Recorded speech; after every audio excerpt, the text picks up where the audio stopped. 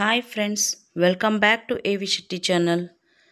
ಇವತ್ತಿನ ಈ ಸ್ಯಾಟ್ಸ್ ವಿಡಿಯೋ ಏನು ವಿಶೇಷತೆ ಅಂದರೆ, ಈಗಾಗಲೇ ನಾವು 1ನೇ ತರಗತಿಯ ಮಕ್ಕಳನ್ನು ಶಾಲೆಯಲ್ಲಿ ಭೌತಿಕವಾಗಿ ಅಡ್ಮಿಷನ್ ಮಾಡಿಕೊಂಡಿದ್ದೀವಿ. ಅಂತಹ ಮಕ್ಕಳನ್ನು SATS ಕರ್ನಾಟಕ ತಂತ್ರಾಂಶದಲ್ಲಿ ಆನ್ಲೈನ್ ಮೂಲಕ ಅಡ್ಮಿಷನ್ ಮಾಡಿಕೊಳ್ಬೇಕು. ಅಂದರೆ ಎನ್ರೋಲ್ಮೆಂಟನ್ನು ಮಾಡಿಕೊಂಡು SATS ನಂಬರನ್ನು ಕ್ರಿಯೇಟ್ ಮಾಡಬೇಕು. ಅದು ಹೇಗೆ ಅನ್ನೋದನ್ನು ಸಂಪೂರ್ಣವಾಗಿ ಈ ವಿಡಿಯೋದಲ್ಲಿ ನೋಡೋಣ.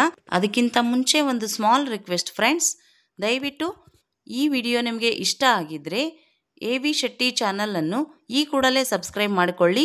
ಇಂತಹ ಸಾಕಷ್ಟು ಮಾಹಿತಿಯನ್ನು ಒಳಗೊಂಡಿರುವಂತಹ ನೋಟಿಫಿಕೇಷನ್ ನಿಮ್ಮ ಮೊಬೈಲಿಗೆ ಬರ್ತವೆ. ಸೊ ಇನ್ನು ಲೇಟ್ ಮಾಡೋದು ಬೇಡ, let us start the video. ಮೊದಲಿಗೆ ನಿಮ್ಮ ಶಾಲಾ ಲಾಗಿನ್ನಲ್ಲಿ ಎಂಟ್ರಿ ಆಗಿ ಡ್ಯಾಶ್ಬೋರ್ಡ್ ಕೆಳಗೆ ಇರುವಂತಹ ಸ್ಟೂಡೆಂಟ್ ಮ್ಯಾನೇಜ್ಮೆಂಟ್ ಕ್ಲಾಸ್ 1 to 10ನಲ್ಲಿ ಹೋಗಬೇಕು. ನಂತರ ಅಡ್ಮಿಷನ್ ಡೀಟೇಲ್ಸಲ್ಲಿ ಹೋಗಬೇಕು. ಅದಾದ ಮೇಲೆ ಎನ್ರೋಲ್ಮೆಂಟ್ ಫಸ್ಟ್ ಸ್ಟ್ಯಾಂಡರ್ಡ್ ಅಂತಿದೆಯಲ್ಲ, ಆ ಆಪ್ಷನನ್ನು ಕ್ಲಿಕ್ ಮಾಡಿ. ಆಗ ನಿಮ್ಮ ಮುಂದೆ ಈ ರೀತಿ student enrollment to first standard ಅಂತ ಅಡ್ಮಿಷನ್ ಶೀಟ್, ಅಡ್ಮಿಷನ್ ಪೇಜ್ ನಿಮ್ಮ ಮುಂದೆ ಓಪನ್ ಆಗುತ್ತೆ.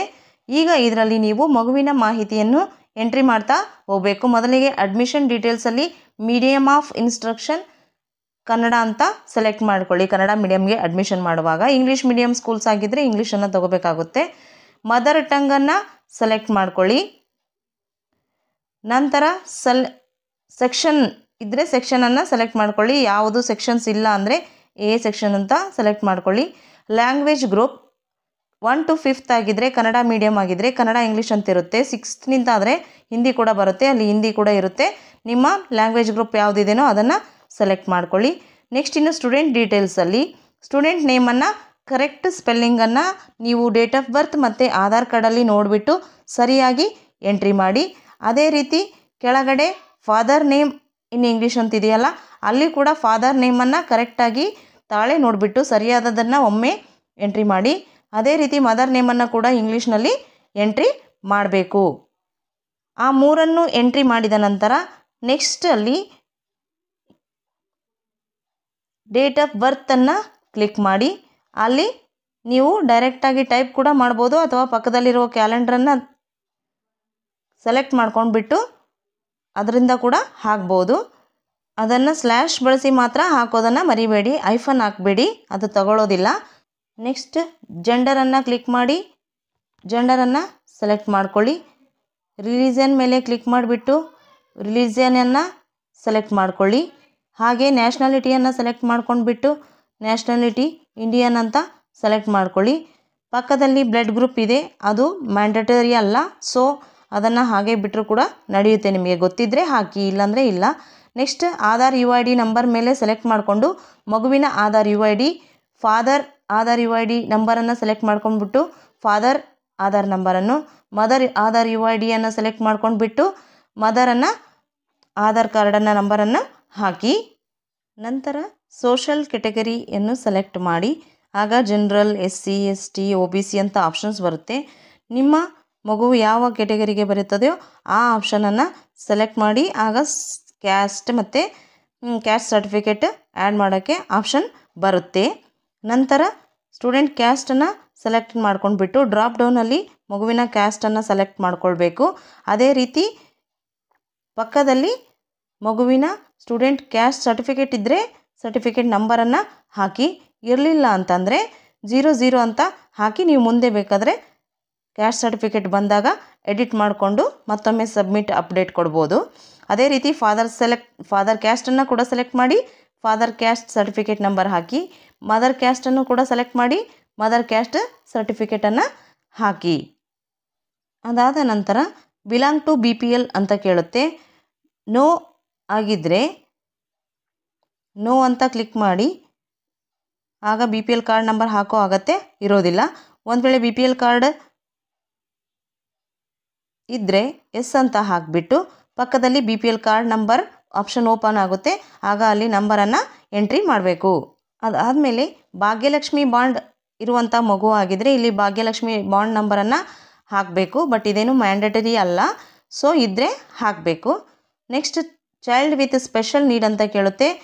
ಅದನ್ನು ಮುಂದಿರುವಂತಹ ಬಾಕ್ಸನ್ನು ಕ್ಲಿಕ್ ಮಾಡಿದಾಗ ಕೆಳಗಡೆ ಡ್ರಾಪ್ ಡೌನ್ ಕಾಣಿಸುತ್ತೆ ನಿಮಗೆ. ಆ ಮಗು ಯಾವ ಡಿಸೇಬಿಲಿಟಿನಿಂದ ಇದೇನೋ ಅದರ ಸರ್ಟಿಫಿಕೇಟ್ ನೋಡಿಬಿಟ್ಟು ನೀವಿಲ್ಲಿ ಮೆನ್ಷನ್ ಮಾಡಬೇಕಾಗುತ್ತೆ. ಯಾವುದೂ ಇಲ್ಲ ಅಂತಂದರೆ ನಾಟ್ ಅಪ್ಲಿಕೇಬಲ್ ಅನ್ನುವಂಥ ಆಪ್ಷನನ್ನು ನೀವಿಲ್ಲಿ ಸೆಲೆಕ್ಟ್ ಮಾಡಿಕೊಳ್ಬೇಕಾಗುತ್ತೆ.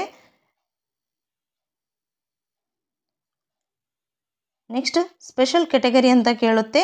ಯಾವುದಾದ್ರೂ ಸ್ಪೆಷಲ್ ಕೆಟಗರಿಯಲ್ಲಿ ಬರ್ತಾ ಇದ್ದರೆ ಹಾಕಿ, ಇಲ್ಲಾಂದರೆ ನನ್ ಅಂತ ಸೆಲೆಕ್ಟ್ ಆಲ್ರೆಡಿ ಇರುತ್ತೆ, ಅದನ್ನೇ ಸೆಲೆಕ್ಟ್ ಮಾಡ್ಕೊಳ್ಳಿ.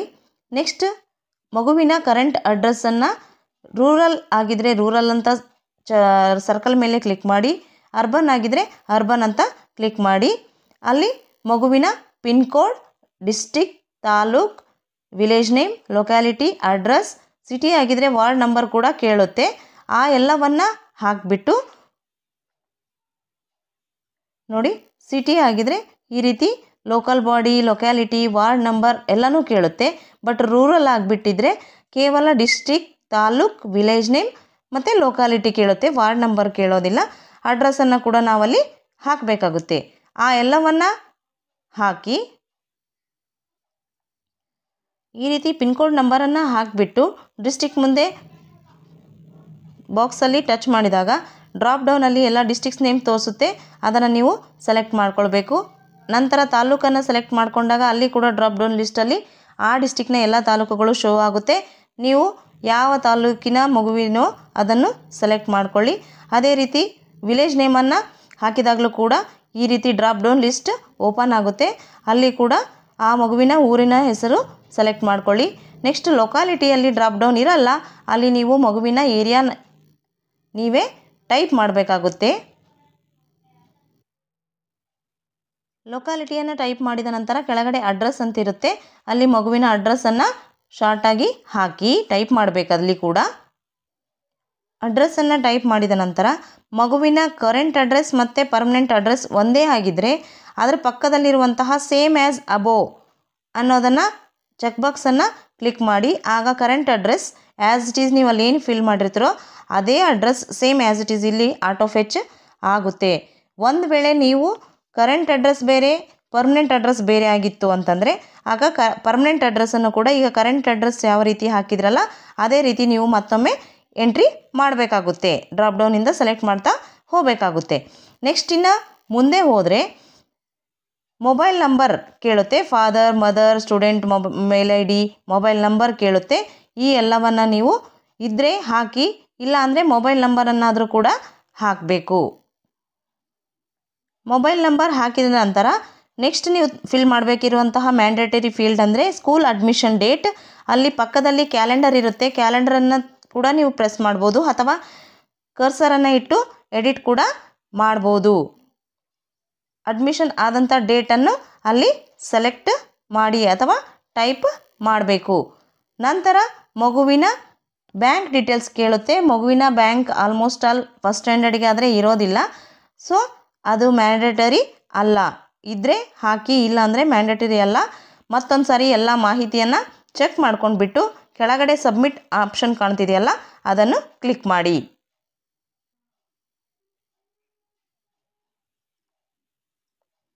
ಆಗ do you want to submit ಅಂತ ಕೇಳುತ್ತೆ.